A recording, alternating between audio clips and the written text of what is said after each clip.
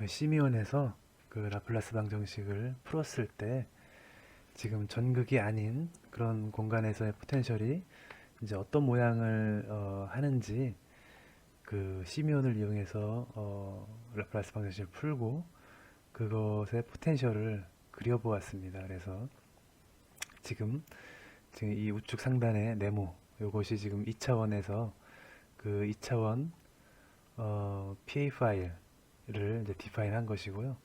지금 이 테두리의 전위는 0볼트로 세팅을 하고, 그 다음에 이제 원형 전극에 볼티지 1, V1이라는 전압을 세팅하고, 그 다음에 이제 네모난 전극에 이제 V2라고 하는 그 전압을 세팅했을 때 지금 전극 주변의 이 공간에서의 그 전위가 어떻게 될 것인가 하는 것이 지금 그 아래 그림, 제일 큰 이 그림에 나타냈습니다. 그래서 이제 그 전극 주변의 그 포텐셜을 이렇게 툴을 이용해서 계산을 하고 그거를 이제 비주얼라이즈 해가지고 볼 수 있는데, 이제 이렇게 하지 않고도 머릿속에 그 상상하는 그 포텐셜이 어떻게 어떤 모양을 가질지를 그 상상할 수 있는 방법이 있는데, 그것은 뭐냐면은 예를 들면은 이제 이 그림에서, 자, 이 그림을 예를 들어 보겠습니다. 지금 원형 전극에 1볼트가 가해져 있고, 그 다음에 사각 전극에 0볼트가 가해져 있습니다. 그 다음에 이제 우리가 알고 싶은 영역, 이 영역을 예를 들면 이제 망사 스타킹 같은 어떤 잘 늘어나는 그런 그 패브릭으로 이제 덮었다고 하고, 그 다음에 이제 이 원형 전극의 전위를 1볼트로 올렸다는 얘기는 이 부분이 그 윗방향으로 들어 올린 것과 같습니다. 그래서 이제 이 그림에서 지금 이 Z축이 전위, 포텐셜을 나타내는 값이 되고요. 근데 이제 이 XY 평면은 결국 이제 이 일렉트로드가 이제 놓여진 위치를 나타냅니다. 그래서 예를 들어서 이 전극을 0볼트로 했다는 얘기는 이제 요 네모난 어떤 그 사각형의 리지드한 단단한 물건으로 여기를 이제 꽉 잡아야 되겠죠. 전위가 0볼트이어야 하기 때문에 이 영역의 볼티지는 변하면 안 됩니다. 그러니까 이 부분을 어떤 리지드한 네모난 물체로 여기를 꽉 누르고, 그 다음 이제 이 부분은 동그란 리지드한 물체를 이용해서 들어 올립니다. 그러면 이 망사 스타킹 같은 이런 재질은 이렇게 굉장히 이제 부드러운 이러한 어, 표면을 형성하겠죠. 그래서 이 표면의 그 높이가 이제 볼티지가 되겠습니다. 그래서 어떤 이 평면상의 한 점의 그 전위는 이렇게 결정되는 것입니다. 그래서 그 라플라스 방정식을 풀었을 때 솔루션들은 다 이제 이와 같은 이제 모양을 하게 되는데, 그래서 결국은 이제 라플라스 방정식을 풀어서 이거를 툴을 이용해서 비주얼라이즈 하는 거하고 그냥 감각적으로 직관적으로 이제 망사 스타킹을 생각해도 됩니다. 또 이제 그 책에서는 이거를 러버 시트라고 이렇게 표현을 하는데, 이제 풍선 같이 이렇게 그 고무 재질로 된 얇은 그런 막이라고 생각해도 상관이 없고요. 그래서 이제 보면은 이제 0볼팅 영역은 무조건 0이어야 되니까 이렇게 꽉 눌러주면 되고요. 그 나머지 영역은 이제 들쳐 올라가겠죠. 그래서 지금 1볼트 쪽에서 들쳐 올렸기 때문에 0볼트 영역을 제외한 그 주변은 이제 들쳐 올라갑니다. 그리고 1볼트 쪽에 가장 가까운 쪽이 더 많이 올라가고요. 먼 쪽은 들쳐 올려지는 그 정도가 작겠죠. 그래서 지금 그리고 이제 주변은 아까 말했듯이 테두리를 0볼트로 고정을 했기 때문에 이 주변도 들쳐 올려지면 안 됩니다. 그래서 여기가 이렇게 붙잡혀 있고, 이 나머지 영역들은 이렇게 그 전위를 형성하게 됩니다. 그래서 결과적으로는 이제 이 전극을 V1, 이 전극을 V2로 이렇게 만들었다고 한다면, 그러니까 이 전극 모양대로 V1만큼 들쳐 올리고 이 전극 모양대로 V2만큼 들쳐 올리면 그리고 이제 그 주변 공간에 생기는 포텐셜을 이와 같이 시각화할 수가 있습니다. 그래서 이제 그 라플라스 방정식을 푸는 과정이 아까 말했듯이 이제 우리가 알고 있는 전압 이 부분, 이 부분, 그리고 이 부분, 요 부분의 그 포텐셜을 우리가 알고 있고 그 이외의 영역은 우리가 이제 모르고 있지만 아까 말했듯이 이제 그 이터레이션 방법을 이용해 가지고 어떤 점의 그 포텐셜은 주위 포텐셜의 평균값이다 라고 하는 그 공식을 처음 그 모든 점들에 대해서 계속 적용하는 것입니다. 그래서 한번 다 적용하고 나서 다시 또 처음부터 또 그 공식을 적용해서 또 바꿔주고 해서 계속 여러 번 바꿔주면 결과적으로 이제 이와 같은 솔루션이 얻어지는데 그 과정은 굉장히 오랜 시간이 걸립니다. 이터레이션을 해야 되고 한 포인트당 주변 포텐셜을 계산해서 평균 그 옆에 픽셀로 이동해서 그 주변 포텐셜을 평균 내서 여기다 값을 정하고 그래서 그러한 과정이 또 굉장히 여러 번 반복돼야 하기 때문에 이 과정은 굉장히 타임 컨슈밍한 이제 그런 과정이 되겠습니다.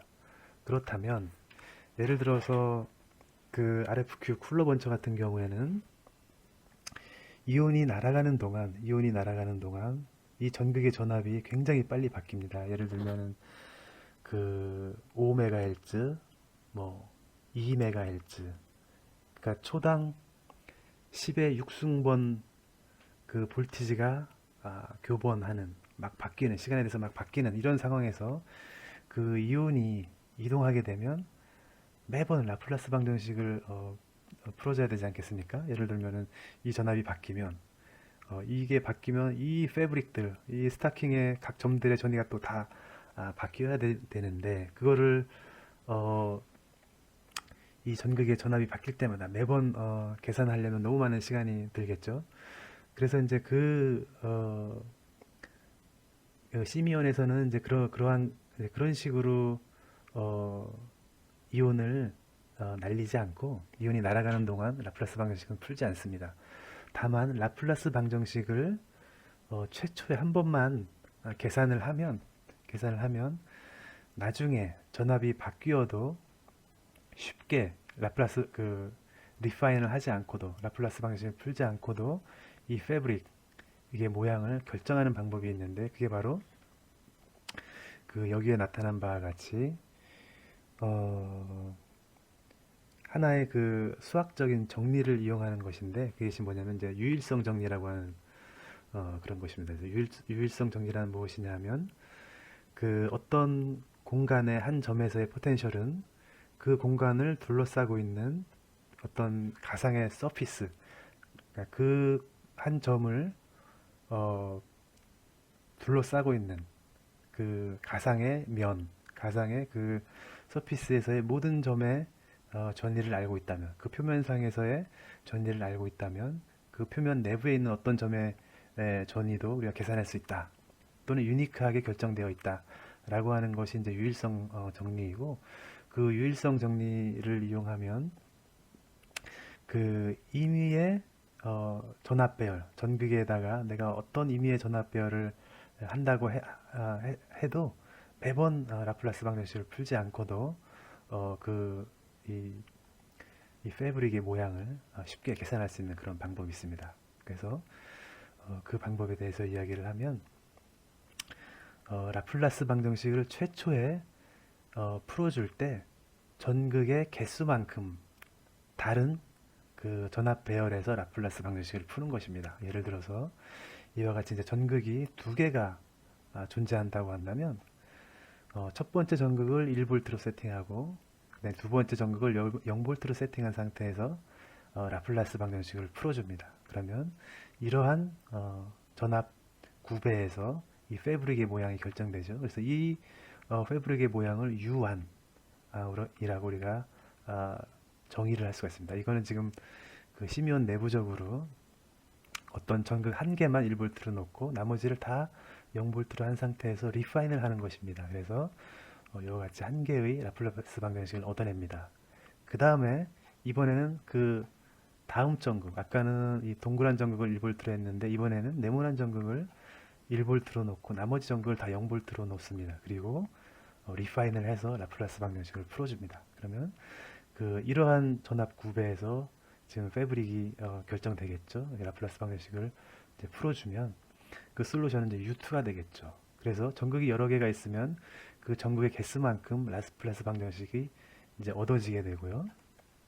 그리고 이제 임의의 전압 구배에서 예를 들어서 동그란 것을 V1, 그 다음에 네모난 것을 V2로 세팅했을 때의 이 패브릭의 모양은 다음과 같은 식으로 결정된다는 것입니다. 그래서 U1은 아까 라플라스 방정식을 풀었던 것이고 U2도 라플라스 방정식으로 풀었던 것입니다. 그래서 이 두 가지는 이미 메모리에 가지고 있기 때문에 그 공간 함수의 모양을 우리가 가지고 있기 때문에 결국 이제 V1과 V2만 앞에 이렇게 곱해가지고 더해주면 결국은 이 V1, V2라는 전압 구배에서 생긴 이 패브릭의 모양이 이와 같이 결정된다는 것입니다. 그래서 그 라플라스 방정식은 최초에 우리가 전극을 설계할 때 전극을 설계하고 나서 그 리파인을 한 번을 해주게 되는데 리파인을 할 때는 그 라플라스 방정식을 전극의 개수만큼 풀어주게 됩니다. 그래서 전극의 개수만큼 풀어주는 이유는 매 전극마다 첫 번째 전극을 1볼트, 다른 모든 전극을 0볼트로 한 상태에서 라플라스 방정식을 푼 그 솔루션 한 개, 그 다음에 두 번째 전극만 1볼트로 놓고 나머지를 다 0볼트로 놓은 상태에서 라플라스 방정식을 푼 솔루션, 두 번째 솔루션을 또 가지고 있습니다. 그래서 그와 같이 해서 이제 n개의 전극이 있다면 n개의 솔루션을 가지고 있게 되고 리파인이라고 하는 그 기능을 이용해서 그 n개의 솔루션을 선형 결합하면 임의의 전압 구배에 대해서 그 전극 주변의 포텐셜들을 계산을 할 수가 있습니다. 그래서 그 시미온이 그 굉장히 빠르게 전압이 실시간으로 막 바뀐다 해도 그 이온의 트로젝토리를 굉장히 정밀하게 계산할 수 있는 그리고 빠르게 계산할 수 있는 방법이 바로 이와 같은 그런 공식을 이용한 것이고 이 공식이 성립한 이유는 아까 말했듯이 그 아마 전자기학 시간에 배웠을 건데 유일성 정리라는 것입니다. Uniqueness Theorem이라는 것이고 이제 그것을 이용해서 지금 시미온은 이와 같은 계산을 하는 것입니다. 자, 그래서 그 시미온에서 사용하는 그 파일 확장자가 있거든요. 그래서 그 확장자가 PA#이라고 하는 그런 파일이 있습니다. 그래서 예를 들어서 그 내가 정한 이름이 있겠죠. 그래서 이게 뭐 예를 들어서 my electrode라고 하는 PA 파일이라고 한다면 이제 myelectrode.pa#이라고 하는 확장자가 붙게 되고 그래서 이제 PA#이라고 하는 확장명을 가진 그 PA 파일은 이와 같이 전극을 정의하는 그런 파일이 되고요. 이런 그 전극을 정의하는 그 파일은 이렇게 테두리에 해당하는 전극 또는 동그라미에 해당하는 전극, 네모에 해당하는 전극을 이렇게 만들어주고 우리가 이제 그림으로 그릴 수가 있고 그다음에 각각의 전극 번호를 부여를 해줍니다. 그래서 1번 전극, 2번 전극 뭐 이런 식으로 이제 부여를 해가지고 그건 PA#이라고 하는 그 파일은 일렉트로드를 정의하는 그런 파일이 되고요. 그래서 이 PA 파일을 만들고 나서 이제 리파인을 해줍니다. 그래서 이제 리파인을 하면 굉장히 시간이 많이 걸리는데 PA1이라는 확장자를 가진 파일과 PA2라고 하는 확장자를 가진 파일이 만들어집니다. 그래서 PA1이라고 하는 그 확장자를 가진 파일은 이러한 솔루션을 가지고 있습니다. 아까도 말했듯이 1번 일렉트로드를 1볼트로 놓고 나머지 전극은 다 0볼트라는 상태에서 라플라스 방정식을 풀어서 이 주변 공간의 포텐셜을 다 얻어내는 것이고 그래서 그 포텐셜 정보를 가지고 있는 것이 PA1 파일이 되고요. 그 다음에 이제 PA2 확장자가 PA2인 파일이 만들어지는데 그거는 이제 두 번째 전극만 1볼트 나머지 전극이 0볼트인 상태로 리파인을 해서 라플라스 방정식을 풀어서 이 주변에서의 포텐셜을 얻어낸 계산한 그 파일이 되겠습니다. 그래서 PA1은 이런 모양, PA2는 이런 모양을 가지고 있고요. 그 다음에 PA0라고 하는 그 포텐셜 어레이도 생성이 되는데 이 PA0는 이제 1번 일렉트로에 설정한 전압이 V1이고 2번에 V2를 설정했다고 한다면 이 두 개가 설정된 상태에서의 포텐셜 구배를 이 패브릭을 계산한 그 값들을 PA0로 가지고 있습니다. 그래서 이건 이제 fast adjust라고 하는 그 과정, 아까 말했듯이 이제 U1이라고 하는 포텐셜 함수와 U2라고 하는 포텐셜 함수를 선형 결합해서 계산한, 이제 이 과정은 refine이라고 하는 라플라스 방정식을 푸는 과정이고요. 그다음 PA0를 만들어내는 과정은 이미 라플라스 방정식을 타임 컨수밍 하는 그런 과정을 통해서 얻어낸 두 파일을 선형 결합해서 만들어내기 때문에 이건 굉장히 빠르죠. 그래서 PA1, PA2를 만드는 과정은 굉장히 오래 걸리고, 일단 이게 만들어지면 PA0는 굉장히 빨리 만들어지기 때문에 이걸 이제 fast adjust라고 부르고 있습니다. 자, 이 슬라이드는 두 가지 다른 경우에 대해서 제가 이제 테스트를 한 결과를 보여주고 있는데요. 첫 번째는 이제 PA 파일을 만들었습니다. 그래서 이 정도의 크기를 가지는 PA 파일인데 전극이 이제 두 개가 있죠. 그래서 동그란 전극과 네모난 전극이 있고, 그 다음에 동그란 전극과 네모난 전극에 어떤 그 포텐셜을 부여를 해서 포텐셜 그 패브릭을 이렇게 쳐다보면 이와 같이 지금 두 전극에만 전위가 설정이 되어 있고 테두리에는 전위가 설정되어 있지 않습니다. 그러니까 두 번째 경우는 두 전극에 전위가 결정되어 있고, 그 다음에 테두리에도 전위가 결정되어 있어서 지금 테두리의 전위는 0V로 설정한 상태입니다. 근데 이제 이 둘의 차이는 무엇이냐면, 지금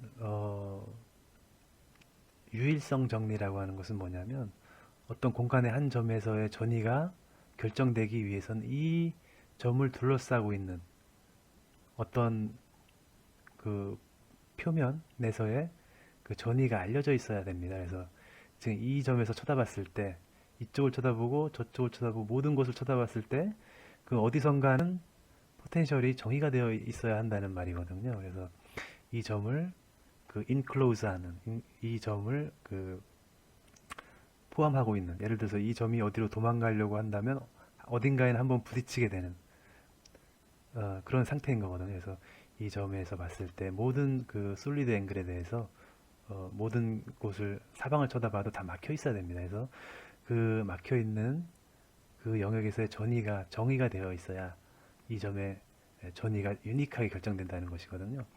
근데 이제 이와 같은 상황은 무엇이냐면, 이 점에서의 전위를 알으려면 얘가 쳐다볼 수 있는 모든 공간에서의 포텐셜을 알아야 되는데, 지금 얘가 쳐다보는 거는 이 부분을 쳐다봤을 때는 전위를 알고 있겠죠. 이 면에서의 전위.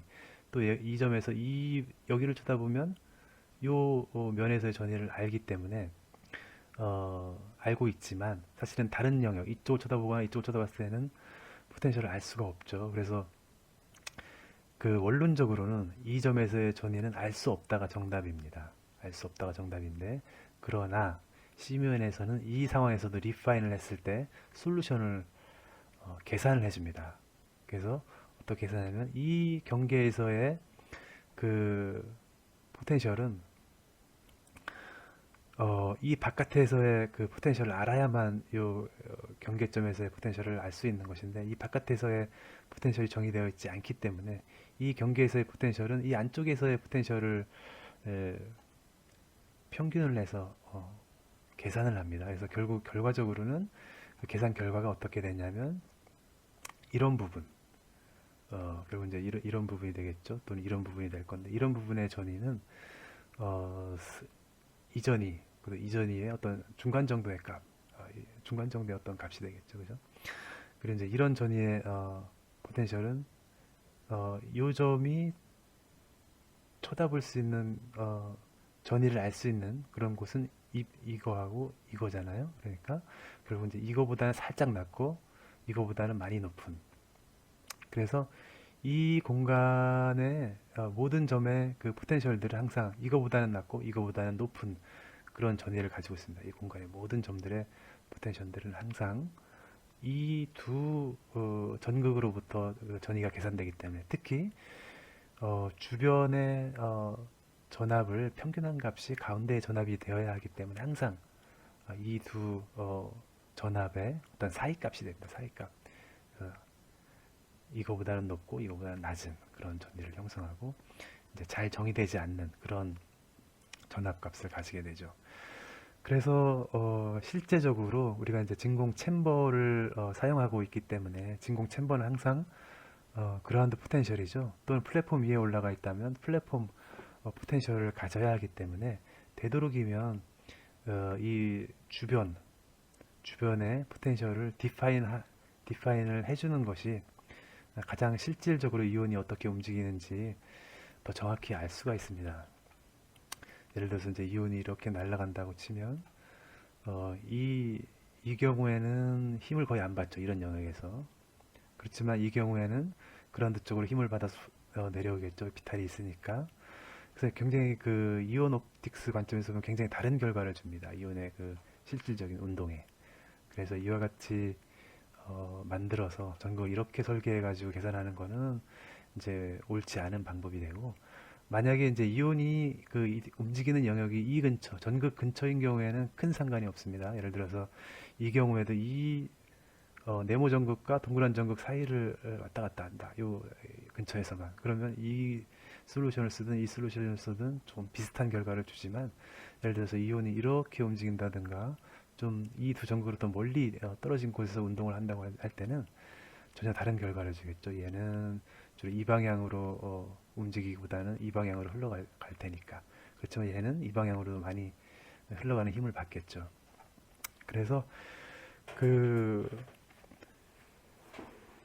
잘 모를 때는 이제 이러한 그 전극 구조를 쓸 수는 있지만, 이제 과연 이온이 이 근처로만 움직이느냐 그렇지 않느냐 이런 것들을 잘 고려해서 전극을 설계할 그런 필요가 있습니다.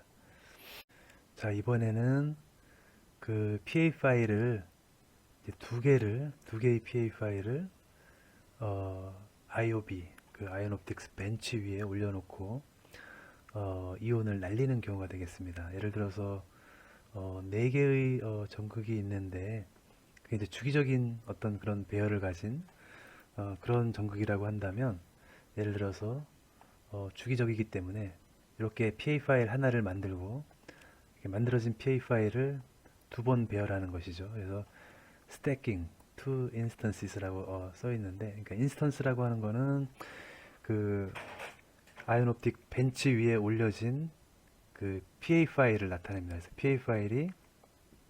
PA 파일은 한 개이지만 한 개의 PA 파일을 두 번 똑같은 그 카피를 이제 올려놓을 수가 있는데, 이제 이와 같이 또는 그 서로 다른 PA 파일이라 하더라도 이제 두 개의 서로 다른 PA 파일을 그 아이온 옵틱 벤치 위에 올려놓을 수가 있습니다.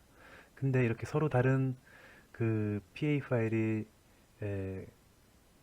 지금 올려져 있을 때 결국은 그 한 개의 PA 파일은 그 라플라스 방정식을 풀었을 때, 예를 들면 이 포인트에서의 그 포텐셜이라고 하는 거는 지금 이 전극과 이 전극에 의해서 포텐셜이 결정되거든요. 근데 지금 또 다른 PA 파일이 옆에 있지만 이 전극의 전압을 높인다고 해서 이 포인트의 전위가 올라가지는 않거든요. 이 상태에서는. 그러나 실질적인 상황에서 예를 들어서 지금 전극이 4개가 있는데, 진공 챔버 내부에 하나, 둘, 셋, 4개의 전극이 있는데 멀리 떨어져 있긴 하지만 이 포인트에서의 전위는 이 전극의 전위를 높이면 올라가게 되어 있습니다. 그 올라가는 정도가 멀리 있으면 멀리 있을수록 작긴 하지만 아까 말했듯이 그 얇은 망사 스타킹을 생각하시면 되고요. 망사 스타킹이 다 패브릭으로 망사로 다 여기까지 연결되어 있다고 친다면, 지금 이 포인트에 이 면을 들어 올리면 이 망사가 연결되어 있기 때문에 여기도 들쳐 올려지게 되겠죠. 그게 이제 실질적인 상황이고, 실질적으로 어떤 일렉트로드가 공간의 한 점에 항상 영향을 미치게 되어 있습니다. 그런데 지금 그 시미온 내부에서 두 개의 별도의 PA 파일을 올려놓고 이쪽 전위를 올리면 이쪽의 전위가 계산이 되지 않습니다. 그건 PA 파일이 다르기 때문에.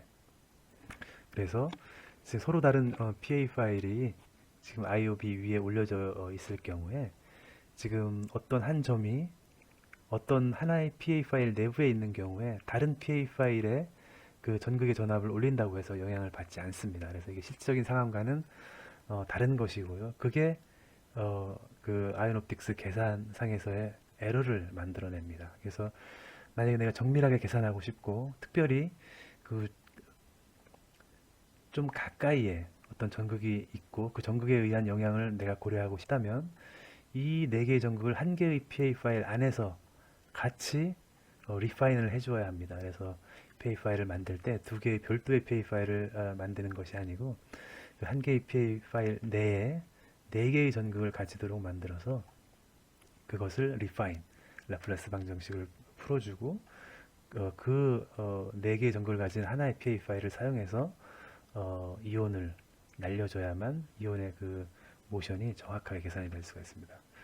그래서 이제 요 그 스태킹하는 이유는 만약에 충분히 그 멀리 떨어져 있어서 두 PA 파일이 공간적으로 충분히 멀리 떨어져 있어서 영향을 거의 안 주는 경우에는 그런 경우에는 PA 파일을 따로따로 만들어서 사용하는 것이 이제 메모리를 절약하는 그런 방법이 되겠고요. 만약에 이제 서로 가까이 있다거나 서로 영향을 주는 미세한 정도까지도 내가 고려를 해야 되겠다 계산해서 그럴 경우에는 두 개의 별도의 PA 파일을 만들지 말고 한 개의 PA 파일 안에 네 개의 전극을 다 집어넣어서 그 다음에 라플라스 방정식을 풀어야 한다라는 것을 말씀드리겠습니다. 그래서 다음 시간에는 그 시미온을 직접 사용해서 어쨌든 그 이온 빔을 날려보는 데까지 아주 간단한 예제를 한번 실행해 보는 것을 한번 해보도록 하겠습니다.